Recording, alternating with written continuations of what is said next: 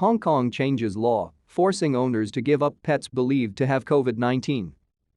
Authorities in Hong Kong have changed the law to force people to hand over pets and other animals believed infected with COVID-19 for humane dispatch, as police have been tasked with investigating activists who tried to save hamsters from a cull in January, the city's top health official has said.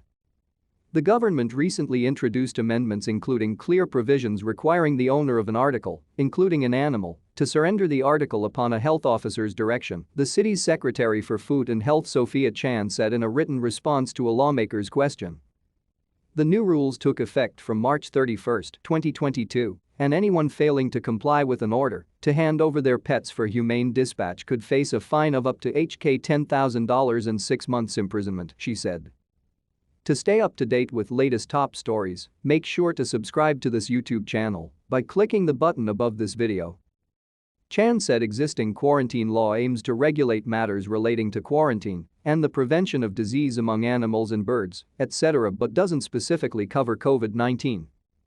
The rule change comes after Hong Kong's Agriculture, Fisheries and Conservation Department (AFCD) strongly advised members of the public to surrender imported hamsters bought from local pet shops for humane dispatch. The advice prompted widespread resistance, including spontaneous offers to take hamsters off people's hands and keep them safe from the authorities. Chan said a total of 145 hamsters were handed over to the authorities by the end of March. She said the authorities had been removing animals from local pet shops for humane dispatch and had banned imports of any small mammals for commercial purposes. In response to some people stopping others from surrendering hamsters and taking over hamsters from members of the public intended for surrender to the authorities, the AFCD reported the CASES to the police for follow-up and handling, Chan said. Obstructing or assisting to obstruct a health officer in the exercise of a power or performance of a function is a criminal offense, and offenders are liable on conviction to a fine of $5,000 and to imprisonment for 2 months, she warned. Going too far. A pet owner who gave only the nickname Miss J said the rules were going too far. "I think it's going too far to have us hand over our animals," she said. "They already killed all of those hamsters with barely a second thought. It's totally outrageous.